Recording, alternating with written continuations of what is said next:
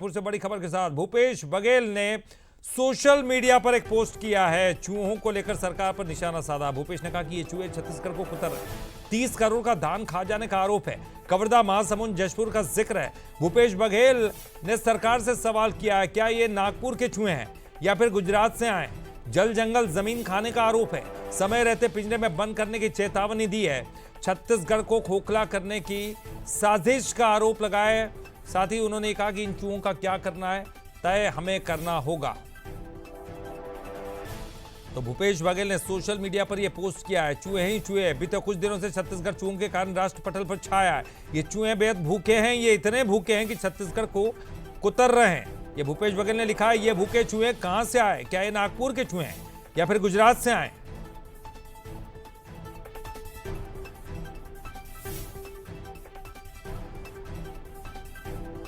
तो देखिए, राजनीति लगातार अब तेज हो गई है।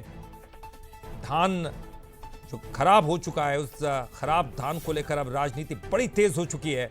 अलग अलग तरह के आरोप लगाए जा रहे हैं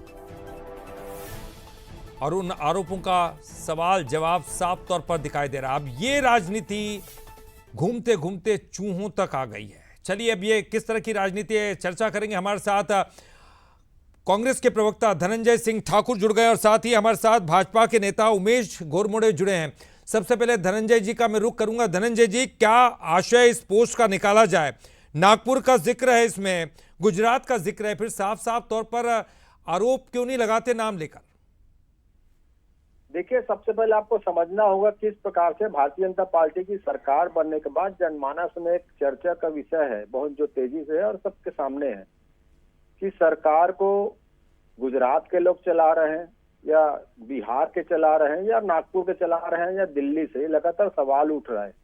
और जिस प्रकार से सरकार में यहाँ पे चाहे तमनार के जंगल को काटने का मसला हो, हसदेव के जंगल को काटने का मसला हो, जिस प्रकार से यहाँ पे धान की गड़बड़ियां भाजपा सरकार में हो रही है और चूहों को बदनाम किया जा रहा है, जिस प्रकार से अभी आप देखेंगे गुजरात के बीज कंपनी को छत्तीसगढ़ में बीज सप्लाई काम दिया गया जो सीजन समाप्त होने के बाद हो रहा है और लगातार इस प्रकार की घटनाएं सामने आ रही है। अभी आप देखेंगे एक सोशल मीडिया में एक वीडियो वायरल हुआ था कि इनके बड़े नेता 1500 करोड़ रुपए मांग रहे हैं छत्तीसगढ़ से, शायद वो बिहार से संबंधित हैं, जिस तो भाजपा के लोगों ने FIR कराया है।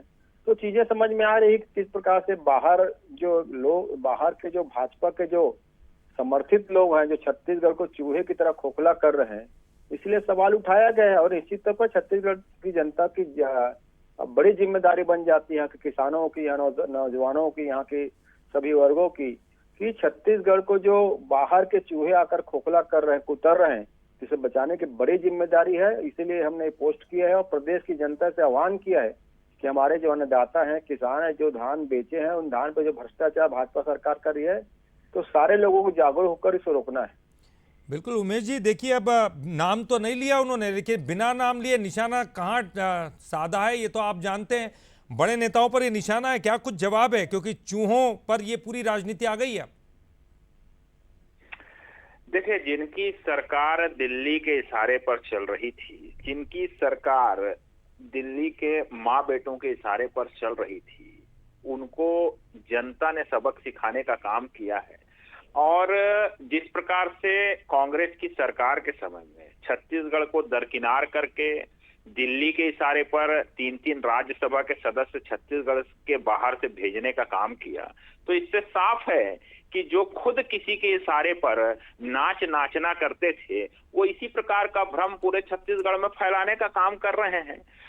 लगातार कांग्रेस के लोग, कोई मुद्दा नहीं मिल रहा है बीते 2 वर्षों में, तो केवल इसी प्रकार का भ्रम फैलाने का प्रयास कर रहे हैं। जिस प्रकार वो दूसरों के इशारे पर सरकार चलाते थे, ये भ्रम डाल करके वो छत्तीसगढ़ की जनता को दिग्भ्रमित करने का प्रयास कर रहे हैं, जिसमें वो पूरी तरह से विफल साबित हुए हैं। इसलिए कभी सोशल मीडिया में, कभी ट्वीट करके, कभी और कहीं भ्रम फैला करके केवल अपनी राजनीति चमकाने का प्रयास कर रहे हैं, लेकिन इसमें भी उनके हासिल कुछ नहीं आना है। छत्तीसगढ़ की जनता समझदार है। अभी धान खरीदी चल रही है, किसान अपना धान खरीदी केंद्रों के अंदर में धान का विक्रय कर रहे हैं और इसी बात से कांग्रेस के नेता शायद गायब थे, बीच बीच में रह के आते हैं, सोशल मीडिया में भ्रम फैलाते हैं, बाकी खाली समय में कीरीस का गाना सुनने में आजकल कांग्रेस के नेताओं का समय बीत रहा है। बिल्कुल, लेकिन देखिए एक दूसरे के बड़े नेताओं को निशाने पर लेने से कुछ नहीं होगा। ये आम जनता से जुड़ा हुआ मसला है, इसको सॉल्व करना ज़रूरी है। धान कहाँ गया, ये एक बड़ा सवाल उठेगा ही। उमेश जी बहुत बहुत शुक्रिया आपका। धनंजय जी आपका भी बहुत बहुत शुक्रिया।